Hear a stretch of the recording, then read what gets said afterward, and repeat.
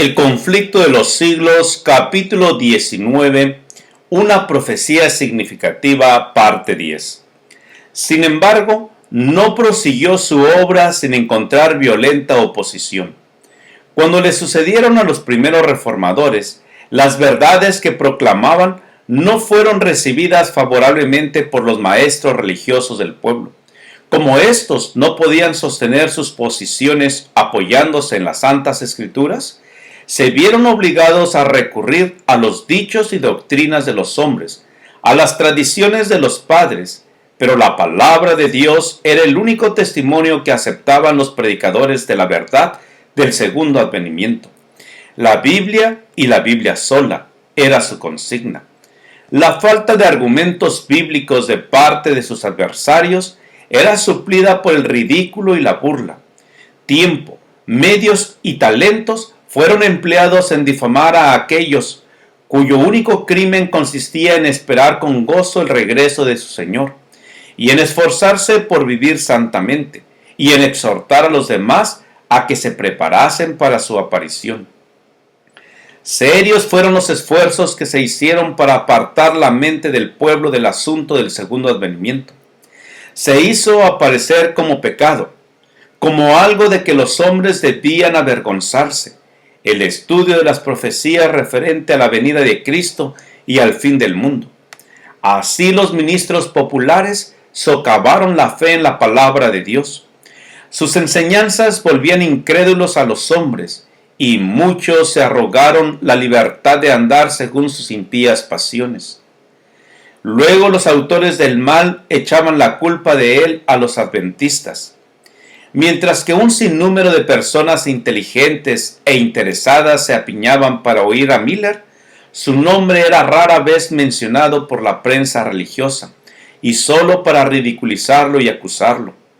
Los indiferentes y los impíos, alentados por la actitud de los maestros de religión, recurrieron a epítetos difamantes, a chistes vulgares y blasfemos, en sus esfuerzos para atraer el desprecio sobre él y su obra. El siervo de Dios, encanecido en el servicio y que había dejado su cómodo hogar para viajar a costa propia de ciudad en ciudad y de pueblo en pueblo, para proclamar al mundo la solemne amonestación del juicio inminente, fue llamado fanático, mentiroso y malvado. Las mofas, las mentiras y los ultrajes acumulados sobre él despertaron la censura y la indignación hasta de la prensa profana.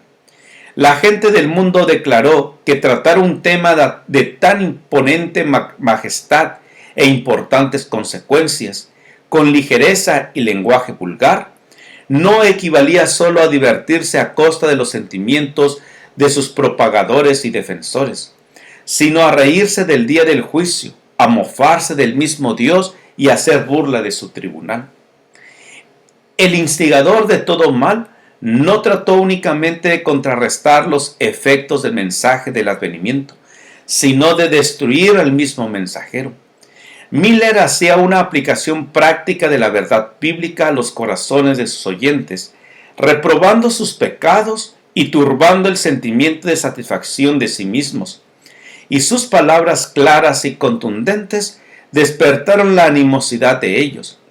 La oposición manifestada por los miembros de las iglesias contra su mensaje alentaba a las clases bajas a ir aún más allá. Y hubo enemigos que conspiraron para quitarle la vida a su salida del local de reunión. Pero hubo ángeles guardianes entre la multitud, y uno de ellos, bajo la forma de un hombre, tomó el brazo del siervo del Señor y lo puso a salvo del populacho furioso. Su obra no estaba aún terminada, y Satanás y sus emisarios se vieron frustrados en sus planes. A pesar de toda oposición, el interés en el movimiento adventista siguió en aumento. De decenas y centenas el número de los creyentes alcanzó a miles. Las diferentes iglesias se habían acrecentado notablemente, pero al poco tiempo el espíritu de oposición se manifestó hasta contra los conversos ganados por Miller, y las iglesias empezaron a tomar medidas disciplinarias contra ellos. Esto indujo a Miller a instar a los cristianos de todas las denominaciones a que, si sus doctrinas eran falsas, se lo probasen por las Escrituras. ¿Qué hemos creído?, decía él, que no nos haya sido ordenado creer por la palabra de Dios, que vosotros mismos reconocéis como regla única de nuestra fe y de nuestra conducta. ¿Qué hemos hecho para que se arrojasen tan virulentos cargos y diatribas desde el púlpito y la prensa, y para dar un motivo para excluirnos a nosotros, los adventistas, de vuestras iglesias y de vuestra comunión?